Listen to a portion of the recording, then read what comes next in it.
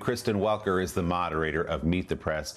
Kristen, good morning. The president promised a lot of this during the last presidential campaign, retribution against his enemies, real and perceived. So with this Comey indictment this week by a new U.S. attorney, freshly installed, handpicked by President Trump, does this look like the beginning of something?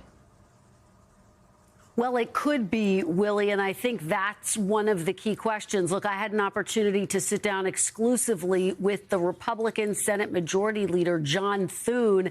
We will, of course, have that full interview on the program, but I'll give you a little preview of what he said, because I think it gives you a sense of what we're going to hear from Republicans throughout the week. He says, I trust the justice system. There will be a process. He will have his day in court, noting that this indictment was brought about by a grand jury. But as you rightfully note, as you heard in Yamisha's piece, of course, this indictment came after days of President Trump calling for it online, after a U.S. attorney who refused to bring an indictment against James Comey resigned. President Trump says he fired him, by the way. And then President Trump installing someone who was his own former personal attorney. So there's a lot at stake here, Willie. As you point out, there are other names now in the mix. And so I think the big question looming moving forward as we track all of these legal twists and turns, will there be more names added to this list? President Trump saying there will be others.